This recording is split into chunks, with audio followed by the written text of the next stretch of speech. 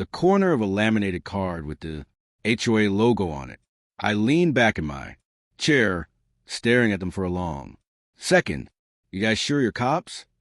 I asked, slow and casual. The tall one stiffened. We're authorized by the HOA to enforce rules, not on my land. You're not, I said, standing up. My voice dropped low, calm. See, I've been nice about this, but impersonating law enforcement is a felony.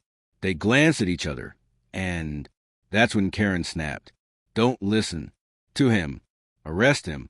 He's dangerous. I smiled. You might want to step back, Karen, because I have something you're not gonna like. And I walked inside, leaving them standing there in the heat while my security cameras quietly recorded every second of this little performance. When I came back out, I had a slim folder in one hand and my phone in the other. Karen's smirk wavered as soon as she saw it.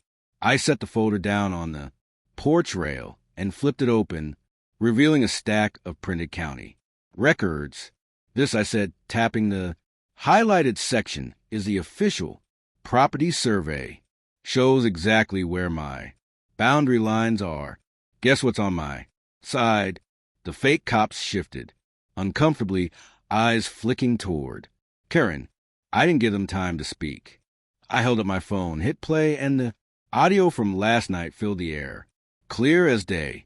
Karen laughing with another board member about how he's too stupid to fight us. And once the gate's up, he'll have no choice but to pay HOA fees. Neighbors had started gathering by now, some filming with their own phones. I could see the panic rising in Karen's face, but she doubled down. That recording is illegal. You can't use it. I raised an eyebrow. Actually, I can. This is a one-party consent state. Then I glanced at the two men still standing, awkwardly in their fake uniforms. And you two? You want me to call the real sheriff, or should I just send him this footage directly? The taller one mumbled something about misunderstanding and started walking back to the SUV. The other followed fast. Karen, though, stayed put, her voice shaking now.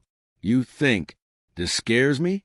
I smiled just enough for her to notice. No, but I think what happens next will, because what she didn't know was that the sheriff wasn't just going to hear about this. He was going to see the whole thing live. I stepped back inside, phone in hand, and made a quick call. Yeah, it's me, I said. You might want to turn on your monitor. Got something you'll want to watch. When I came out again, I angled my phone toward Karen. Say hi to the sheriff, Karen. He's watching from his office right now. Her face drained of color. You're bluffing. Before I could answer, a deep voice came through the speaker. Ma'am, this is Sheriff Walker. I've just witnessed attempted impersonation of law enforcement and trespassing on private property. I suggest you leave immediately. Gasps rippled through the small crowd that had gathered.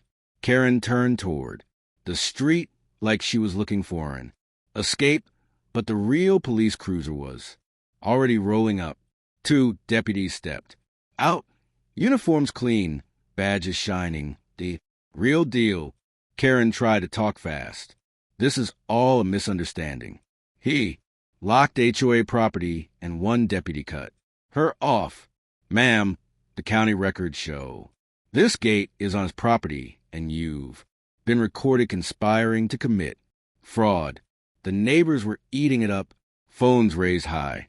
One of them whispered, "Oh, this is going viral."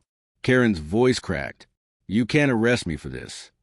The sheriff's voice came back through my phone. Ma'am, we can and we will. I leaned against the porch rail, watching, as they cuffed her hands behind her back. The same woman who'd strutted through my driveway yesterday was now being led to a cruiser in front of half the neighborhood. And I wasn't done yet. She thought she'd humiliate me, but I had one more card to play.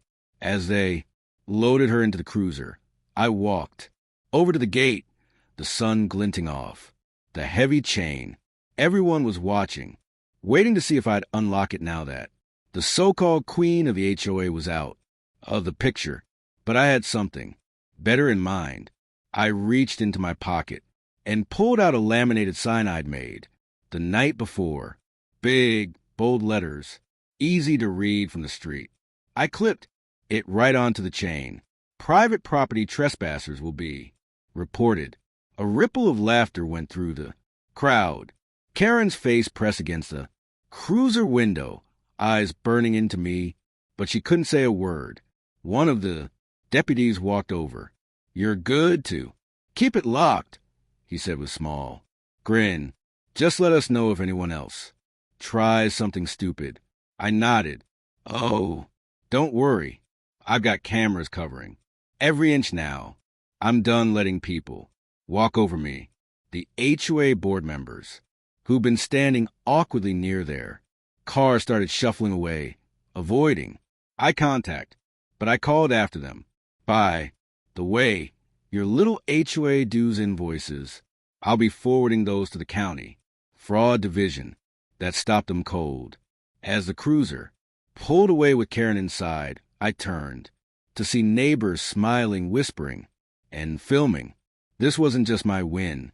It was a message, but the real revenge that was coming tonight when the rest of the neighborhood saw exactly what kind of person had been running their HOA. Because I planned to make sure this footage hit every local Facebook group before midnight.